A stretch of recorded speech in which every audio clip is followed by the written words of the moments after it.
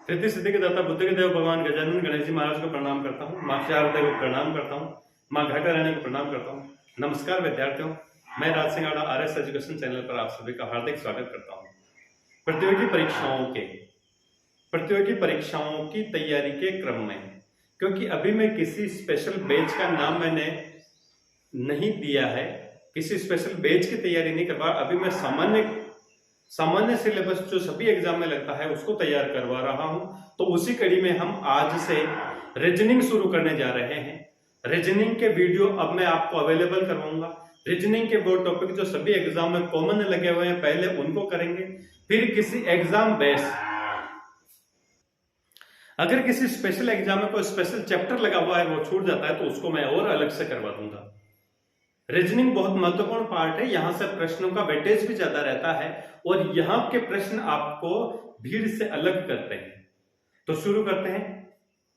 सबसे पहला टॉपिक मैंने लिया है श्रृंखला निर्माण, सीरीज कंप्लीशन। वैसे बहुत डिफिकल्ट टॉपिक है, पर इस डिफिकल्ट टॉपिक को बिल्कुल इजी बना देते हैं। मैंने यहाँ कुछ उदाहरण लिए, कुछ नियम लिए हैं। पहले मैं आपको नियम समझाऊंगा, उसके बाद उदाहरण करवाऊंगा।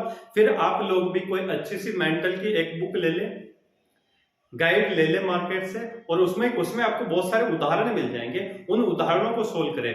मैथ्स ज्यादातर प्रैक्टिस बेस पे चलती है, तो रीजनिंग के आप जितने उदाहरण सोल्व करेंगे उतना ही आपका ज्ञान पक्का होगा। मेरी यहाँ पर कुछ सीमाएं हैं, मैं साधारण इस बोर्ड पर मैं करवाता हूं तो यहाँ पर मैं एक साथ आपको ज्यादा उदाहरण नहीं करवा पाता, वीडियो बहुत लंबे हो जाते हैं। तो मैं यहाँ पर ऐसे चुनिंदा उदाहरण आपको सोल्व करवाऊंगा, जिसके माध्यम से अगर उसी प्रकार के आप बैठकर नोट्स बना के कुछ और उदाहरण तैयार करके सोल्व करेंगे तो आपकी रीजनिंग बहुत अच्छी हो जाएगी। चलिए शुरू करते हैं। श्रृंखला निर्माण। जब हम श्रृंखला निर्माण पढ़े तो उससे पहले हमें मैथ्स का कुछ नॉलेज होना चाहिए। गणितीय सिद्धांतों पर आधारित जो श्रृंखलाएं आएंगी, गणितीय सिद्धांतों पर आधारित जो श्रृंखलाएं आती है, तो गणित में हमें नंबर्स का ज्ञान होना चाहिए। संख्याएं कौन कौन सी है, मैथमेटिकल गणित में कौन कौन सी संख्याएं। सबसे पहले हम आते हैं अभाज्य संख्याएं। अभाज्य संख्याएं उसके बाद आती है भाज्य संख्याएं। भाज्य संख्याओं के बाद में आती है प्राकृत संख्याएं। प्राकृत संख्याओं के बाद में आती है पूर्ण संख्या। पूर्ण संख्याओं के बाद में आती है पूर्णांक संख्या। पूर्णांक संख्या के बाद में आती है सम संख्या, और सम संख्या के बाद में आती है विषम संख्या। तो सबसे पहले भाज्य अभाज्य संख्या है। अभाज्य संख्या जिनको प्राइम नंबर्स भी कहते हैं, अभाज्य संख्या इनको प्राइम नंबर्स भी कहते हैं। अभाज्य क्यों कहते हैं? क्योंकि इनमें स्वयं और एक के अलावा और किसी का भाग नहीं जाता है। वे संख्याएं जिनमें स्वयं और एक के अलावा और किसी का भाग नहीं जाता, वे अभाज्य संख्याएं होती है। तो सबसे छोटी अभाज्य संख्या 2, 2 के बाद में 3, 3 के बाद में 5, फिर 7, फिर 7 के बाद में 8, 9, 10 भाज्य है, सीधी आ जाती है 11, 13। इस प्रकार से इनका क्रम चलता रहता है। ये अभाज्य संख्याएं। अभाज्य संख्याओं के बाद में भाज्य संख्याएं आती है। भाज्य संख्याएं वे संख्याएं जिनमें एक और स्वयं के अलावा भी और किसी संख्या का भाग जाता है। एक और स्वयं का तो जाता ही है, उसके अलावा भी और किसी संख्या का भाग जाना चाहिए, वो अभाज्य संख्या। तो शुरू की 1, 2, 3 तीनों भाज्य संख्याएं नहीं है। सबसे छोटी जो भाज्य संख्या आएगी वो है 4, फिर 6, फिर 8, फिर 9, फिर 10, फिर 12, फिर 14, और फिर ऐसे कैसे क्रम आगे चला जाएगा। 15 है, 16 है, आगे का आगे क्रम चला जाएगा। ये होती भाज्य संख्या। भाज्य संख्या के बाद में आते प्राकृत संख्याएं। प्राकृत संख्याएं जिनको इंग्लिश में कहते हैं नेचुरल नंबर्स। नेचुरल नंबर्स प्राकृत संख्याएं ये 1 से शुरू होती है और अनंत तक जाती है। 1, 2, 3, 4, 5, 6, 7, 8 और अनंत तक जाती है। 1 से शुरू होकर अनंत तक जाती है। इनको बोलते हैं नेचुरल नंबर्स। क्या बोलते हैं? Natural numbers. और इनको एन से शो करते हैं। किससे शो करते हैं? इनको नेचुरल नंबर से, इनको एन से शो करते हैं। नेचुरल नंबर्स के बाद में आती है पूर्ण संख्याएं, होल नंबर्स। अगर प्राकृत संख्याओं में 0 को शामिल कर दिया जाए तो वो क्या बन जाती है?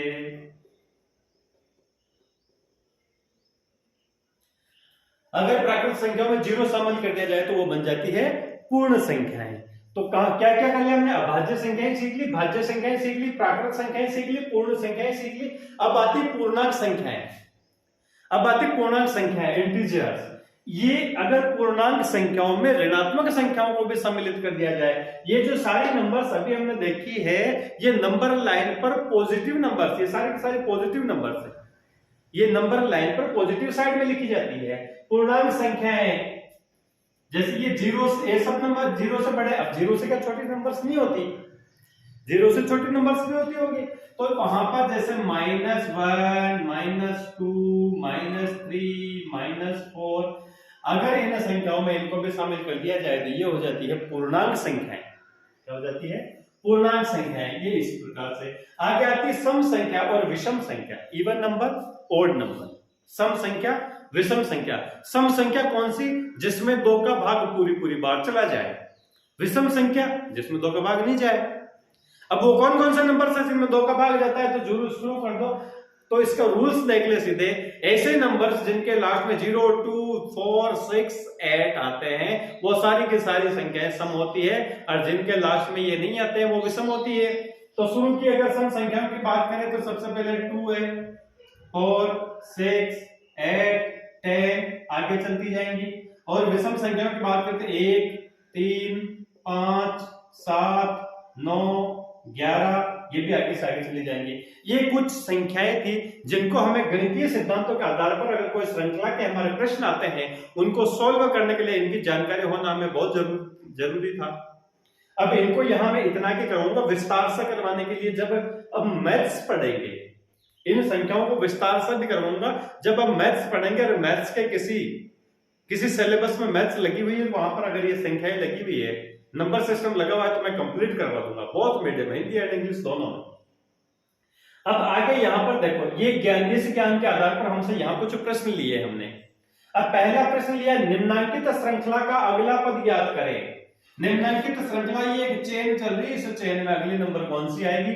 तो देखो श्रृंखला है 6, 5, 8, 7, 10, 9, 12, 11, 14। अब जब नॉलेज नहीं होती ना, तो ये नंबर देखकर वहां पर अगर गणित सारे सिद्धांत सारे नियम आपको पता नहीं होते हैं, तो इस श्रृंखला को देखकर दिमाग चक्कर खा जाता है कि इसका आंसर कैसे आएगा। निकालते हैं, चलो इसका आंसर देखते हैं।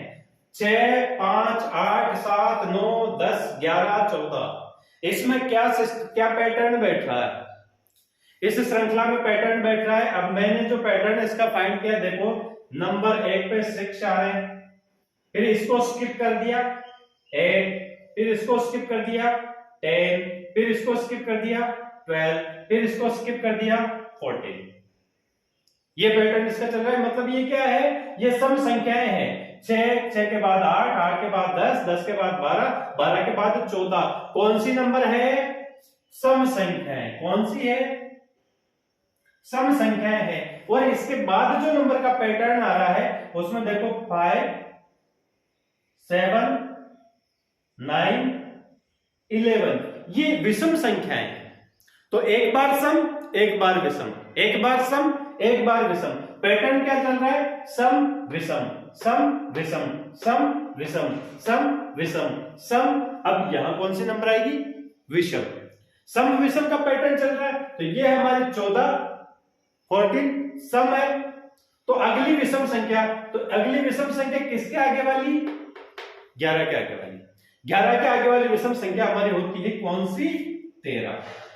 ये लो सर, जब हमें ये रूल पता नहीं था, उससे पहले बहुत डिफिकल्ट लगा होगा आपको कि इसका तो पैटर्न नहीं बैठ रहा कोई सा। ये पैटर्न बैठ गया और इसका आंसर एकदम हो जाएगा ए, 13। 13 है इसका सही उत्तर है। एक और प्रश्न देख लेते हैं। निम्नांकित श्रृंखला का अगला पद ज्ञात कीजिए। इसमें श्रृंखला चल रही है 2, 3, 5, 7, 11, 13, 17।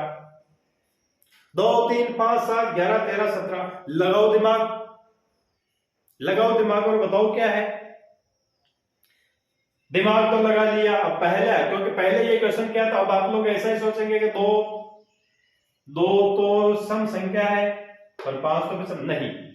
इसका पैटर्न दूसरा है। मैंने इसीलिए यहां पर संख्या ज्ञान करवाया है।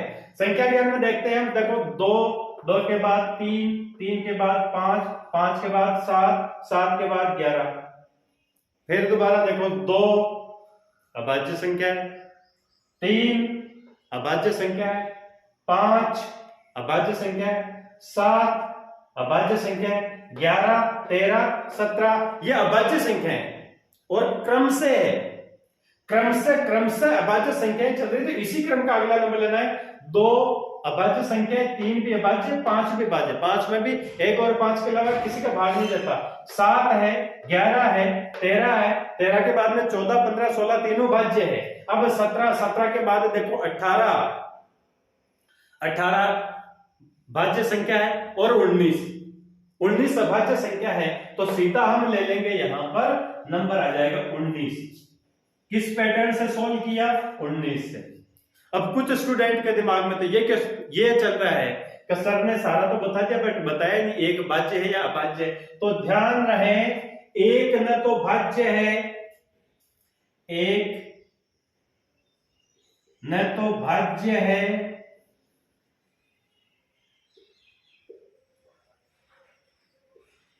न ही अभाज्य। अगर मैथ्स में क्वेश्चन आ जाए कि सबसे छोटी अभाज्य संख्या, तो 2 उसका आंसर देना है, 1 मत दे देना। एक को न तो भाज्य मानते हैं और न ही अभाज्य मानते हैं। ये हमारे जो ये संख्याएं पढ़ी हमने, अब इसके आधार पर हम विषम संख्या, सम संख्या का कर चुके हैं। पूर्णांक संख्याओं का उदाहरण पूर्ण और प्राकृत तो सीधी है, काउंटिंग के हिसाब से आती है। अभाज्य और भाज्य संख्याओं का हम कर चुके हैं। अब अगला जो रूल लेते हैं वो है पदों में योग व अंतर का नियम। योग व अंतर का नियम से मतलब होता है जोड़ने और घटाने का नियम। एक श्रृंखला लिख दी जाती है, उस श्रृंखला में कुछ नंबर्स या तो ऐड किए जाते हैं या नंबर्स घटा दिए जाते हैं, वो पैटर्न चलता है। पैटर्न का पता कैसे लगेगा? जोड़ का, अगर जो श्रृंखला लिखी हुई है उसमें पद कुछ अप्रत्याशित नहीं, कुछ ही मात्रा में अगर बढ़ रहे हैं तो वहां पर जोड़ होगा। अगर अप्रत्याशित मात्रा से बढ़ रहे हैं तो फिर उसका नियम अलग होता है। तो पद अगर कुछ मात्रा में मतलब कुछ अंकों की वृद्धि हो रही है तो वहां पर योग। अगर पदों में क्रमशः कमी हो रही है, पदों के मान में क्रमशः कमी हो रही है, तो वहां पर घटाने का नियम लगेगा। तो सबसे पहले देखो दी गई श्रृंखला को पूरी करें। अब यही श्रृंखला को मैं देख रहा हूं 10, 11, 14, 19, 10, 11, 14, 19, 10, 11, 14, 19। अब अगली नंबर क्या होगी? पद तो बढ़ रहे हैं क्रमशः, 10 के बाद में 11, 11 के बाद में 14, 14 के बाद में 19। लगाइए दिमाग, क्योंकि है ये तो मेंटल मैथ का। सर हम दिमाग लगाएंगे तो वीडियो बहुत लंबा हो जाएगा, चलो मैं ही लगा लेता हूं। 10, 11, 14, 19, 10, 11, 14, 19। इसका अगला पैटर्न क्या होगा? तो देखो मैंने यहां पर 10 में कितना प्लस किया? +1। 10 में +1 किया तो आंसर आ गया मेरा 11। देख लिया। फिर 11 में कितने प्लस किए? 13। फिर 3 तो 14 हो गए। 14 में कितने प्लस किए? 5। 14 में 5 प्लस किए तो हो गया 19। तो देखो पैटर्न क्या बना, एक निश्चित पैटर्न पर ही नंबर बढ़ते हैं, उसी पैटर्न को फॉलो करके हम क्वेश्चन करते हैं, इसीलिए तो इसका नाम श्रृंखला है। तो देखो 1, 3, 5 मतलब ये विषम संख्याएं हैं। हम क्रमशः विषम संख्याओं को जोड़ रहे हैं। तो 1 यहां पर आ गया, 3 यहां पर आ गया, 5 आ गया। अगली विषम संख्या हमारी कौन सी है? 7 है। तो हम 19 में कितने जोड़ेंगे? तो हम 19 में 7 जोड़ देंगे और हमारी संख्या हो जाएगी 26। श्रृंखला की अगली संख्या हो गई 26। और ऑप्शन में हम देखते हैं तो हमारा 21 जो कि नहीं होगा, 22 नहीं होगा, 24 नहीं होगा और आंसर हो जाएगा 26। 26 हमारा सही उत्तर है। इस प्रकार के और उदाहरण बनाएं और आप प्रैक्टिस करें। अब आगे एक क्वेश्चन और लिया है इसी से रिलेटेड। 5, 7, 10, 15, 22। 5, 7, 10, 15, 22। लगाइए दिमाग, इसमें कौन सा पैटर्न बैठता है?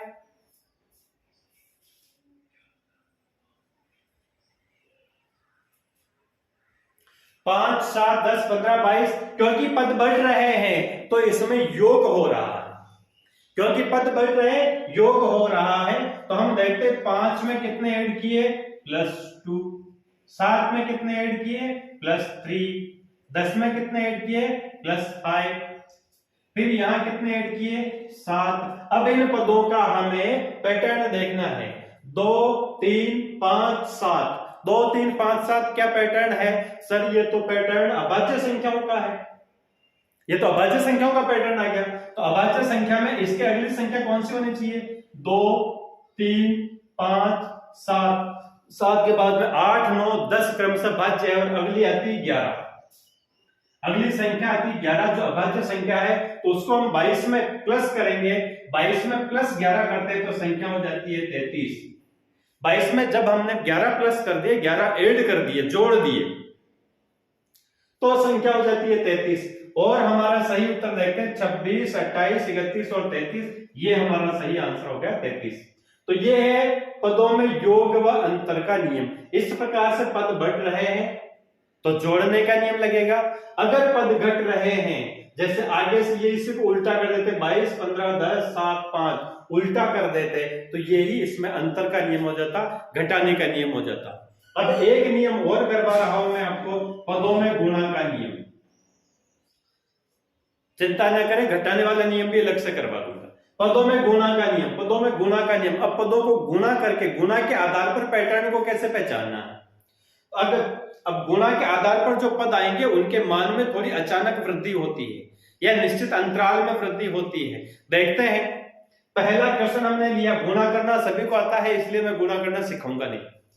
पहला है 2 5 12 27 और अगला पद क्या होगा?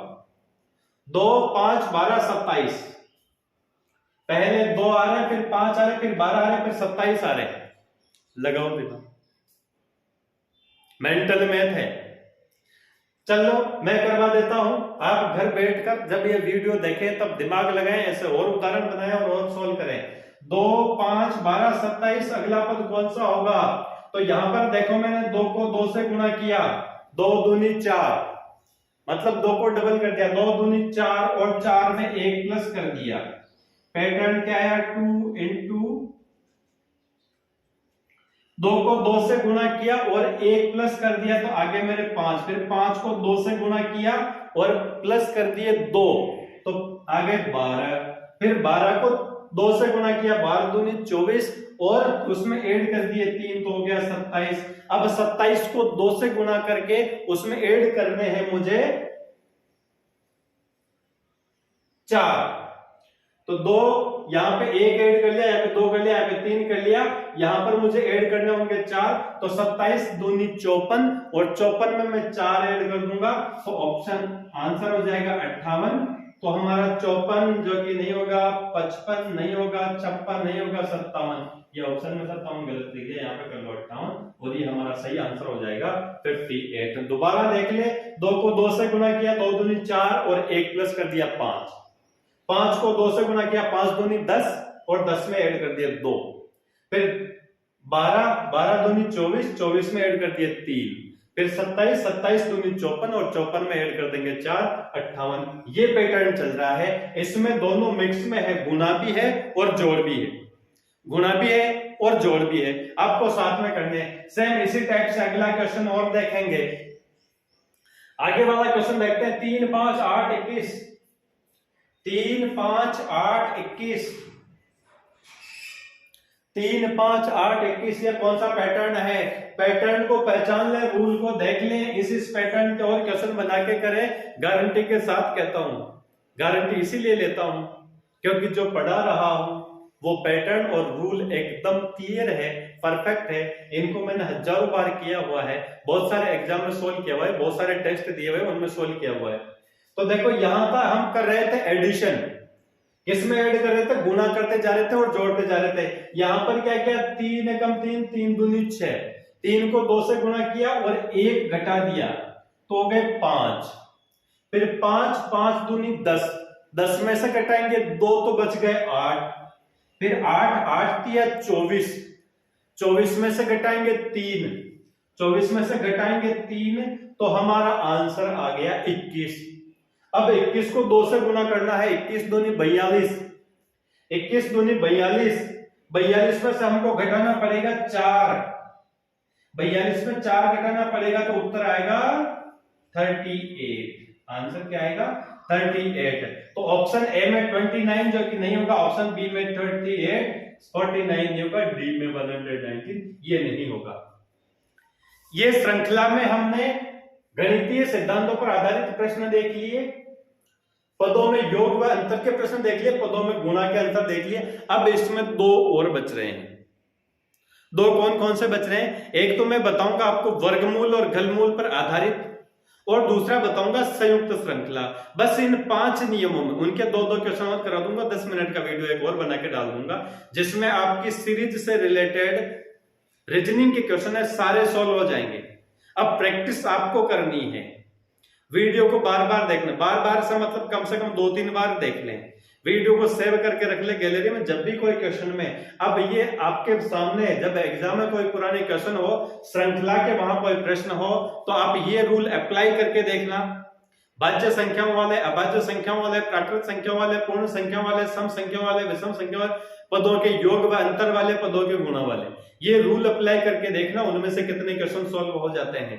होमवर्क तो करना चाहिए आपको, प्रैक्टिस तो करनी चाहिए। जिस काम के पीछे लग गए हैं, जिस काम के पीछे आप लग गए कि मुझे ये सफलता प्राप्त करनी है, मुझे पटवारी बनना है, मुझे टीचर बनना है, मुझे पुलिस में जाना है, मुझे एसआई बनना है, और आप लोग अगर मानसिकता ये लेकर चलते हैं एग्जाम में इतने बैठेंगे, इतने पास होंगे, छोड़ देनी चाहिए आपको तैयारी।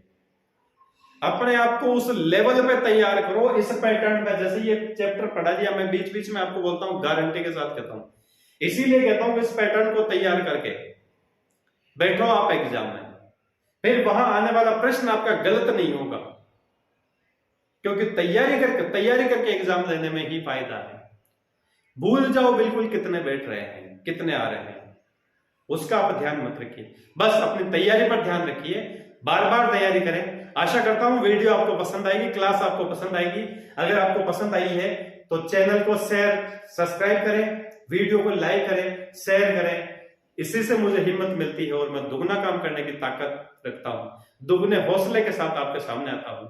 जय हिंद, जय भारत।